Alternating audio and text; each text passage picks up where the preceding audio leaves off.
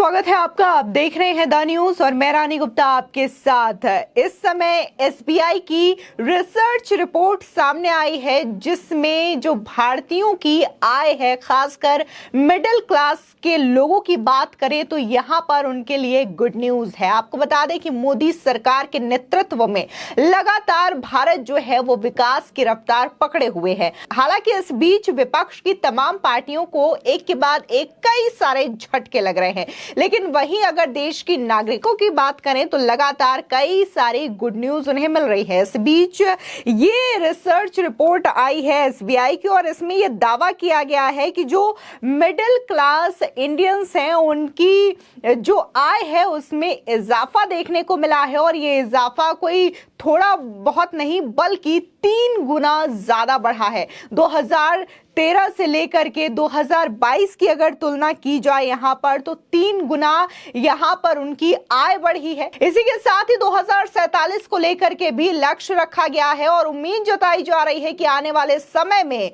ये जो आय है वो बढ़ करके 7 गुना हो जाएगी। आपको बता दें कि अभी हाल ही में कई सारे मंचों से प्रधानमंत्री मोदी ने सीधे तौर पर यह दावा किया है कि अगर उनकी सरकार तीसरे टर्म में आती है तो वो देश की इकोनॉमी को तीसरे नंबर पर ले आएंगे। हालांकि कहीं ना कहीं प्रधानमंत्री मोदी जो है अपने बातों में सही भी नजर आ रहे हैं, क्योंकि अगर हम पिछले कार्यकाल की बात करें तब से लेकर के जो भारत की इकोनॉमी है वो 10वें पायदान से 5वें पायदान पर आ गई है। ये जबरदस्त उछाल जो है भारतीय इकोनॉमी में देखने को मिली है। ऐसे में जो लक्ष्य रखा गया है कि 7 गुना भारतीयों की आय बढ़ेगी, खासकर मिडिल क्लास लोगों की, तो ये अपने आप में काफी ज्यादा गुड न्यूज मानी जा रही है। आपको बता दें कि साल 2047 में जब भारत अपनी आजादी की 100वीं वर्षगांठ मना रहा होगा तो देश की प्रति व्यक्ति आय यानी कि पर कैपिटा इनकम आज के मुकाबले 7.5 गुना तक बढ़ जाएगी। यह दावा एसबीआई रिसर्च के इकोनॉमिस्ट ने अपने एक शोध में किया है। इनकम टैक्स रिटर्न आंकड़े के आधार पर एसबीआई रिसर्च ने यह भविष्यवाणी की है कि भारत की सालाना प्रति व्यक्ति आय साल 2047 तक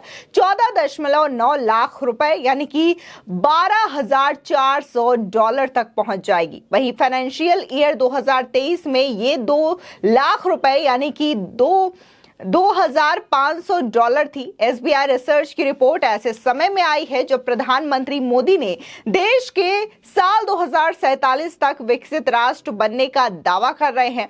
साथ ही प्रधानमंत्री मोदी साल 2028 तक भारत के दुनिया की तीसरी सबसे बड़ी अर्थव्यवस्था बनने की बात भी कई मंचों से कह चुके हैं। अभी हाल ही में 15 अगस्त के मौके पर भी प्रधानमंत्री मोदी ने लाल किले की प्राचीर से यह गारंटी दी है कि तीसरे कार्यकाल में वो जरूर आएंगे, यानी कि मैं अगले साल फिर आऊंगा। इस बात का जिक्र किया है पूरे आत्मविश्वास के साथ और ये भी कहा है कि तीसरे टर्म में भारतीय इकोनॉमी जो है वो अब तीसरे पायदान पर पहुंच जाएगी। तो इतनी बड़ी गारंटी जो है वो प्रधानमंत्री मोदी के द्वारा दी गई है। आपको बता दें कि पीएम मोदी के प्रधानमंत्री पद पर रहते हुए भारत की अर्थव्यवस्था दुनिया की 10वीं सबसे बड़ी अर्थव्यवस्था से 5वीं सबसे बड़ी अर्थव्यवस्था तक बनने तक में सफल हुई है। ऐसे में जो प्रधानमंत्री मोदी गारंटी दे रहे हैं, वादा कर रहे हैं, वो कहीं से भी गलत साबित होती हुई नहीं दिखाई दे रही है। क्योंकि अगर हम बात पर व्यक्ति आय की करें या फिर जिस तरीके से देश में जो जनसंख्या बढ़ रही है उसके आधार पर भी ये बात कई सारे जो स्पेशलिस्ट हैं वो मानते हुए आ रहे हैं। बता दें कि एसबीआई रिसर्च का ये दावा है कि टैक्स देने वालों की भारत औसत आय वित्त वर्ष 2022 से 13 लाख रुपए से बढ़कर के वित्त वर्ष 47 में 49.9 लाख रुपए हो जाएंगी और भारत लोअर इनकम ग्रुप से हाई इनकम ग्रुप इकोनॉमी की श्रेणी में आ जाएगा। वहीं आयकर देने वाले लोगों की संख्या में भी साल 2047 तक भारी इजाफा होगा। साल 2014 में कुल 21 लाख लोगों ने आरटीआर भरा था। साल 2023 में यह संख्या काफी अधिक बढ़ गई है। आपको बता दें कि यह संख्या बढ़कर 8.5 करोड़ हो गई है। वहीं साल 2047 तक इसके बढ़ करके 48.2 करोड़ हो जाने की उम्मीद जताई जा रही है। वहीं एसबीआई के ग्रुप चीफ इकोनॉमिक एडवाइजर सौम्य कांति घोष के मुताबिक मध्यम वर्ग वर्ग की आय में लगातार अच्छी वृद्धि होगी। मध्य वर्ग आशाओं से भरा हुआ है। अर्थव्यवस्था में गिग इकोनॉमी की हिस्सेदारी भी बढ़ेगी। 2047 तक भारत की जनसंख्या में भी इजाफा होगा। ये वित्त वर्ष 2023 के 140 करोड़ से बढ़कर साल 2047 में 160 करोड़ हो जाएगी।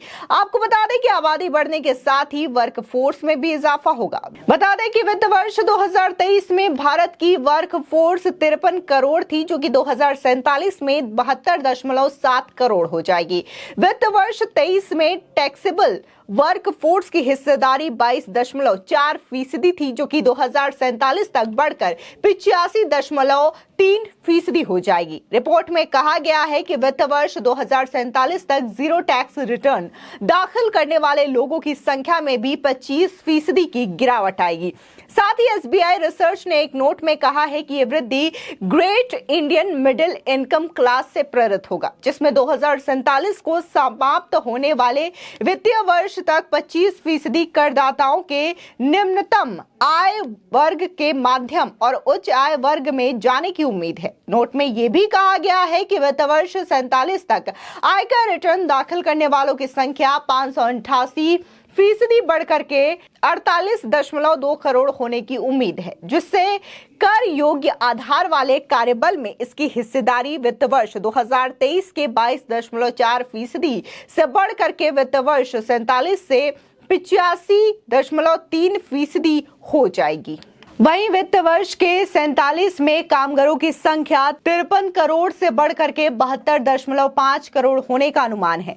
एसबीआई रिसर्च के मुताबिक मध्यम वर्ग की भारित औसत आय आंकलन वर्ष 2014 की तुलना में 4.4 लाख रुपए से बढ़कर के 13 लाख रुपए हो गई है। एसबीआई ने यह कहा है कि 2047 में यह बढ़कर 49.7 लाख रुपए होने की उम्मीद है। ये विशेष रूप से करदाताओं की संख्या में वृद्धि के कारण संभव होगा, क्योंकि अधिक करदाता निम्न आय वर्ग से ऊपर की ओर जा रहे हैं। फिलहाल जिस तरीके से एसबीआई की रिसर्च रिपोर्ट सामने आई है और इसमें भारत की जो ग्रोथ हो रही है, खासकर मिडिल क्लास के जो इनकम है, इसको लेकर के बड़ा खुलासा हुआ है और बताया गया है कि कैसे इन 10 सालों में इनकी जो आय है वो 3 गुना बढ़ी है और आने वाले 2047 तक ये जो आय है वो 7 गुना बढ़ जाएगी। ये अपने आप में भारत के विकसित होते उस स्वरूप को दिखा रहा है, जहां पर विपक्ष जो है हमेशा से ही अपनी राजनीतिक रोटियां सेकने के लिए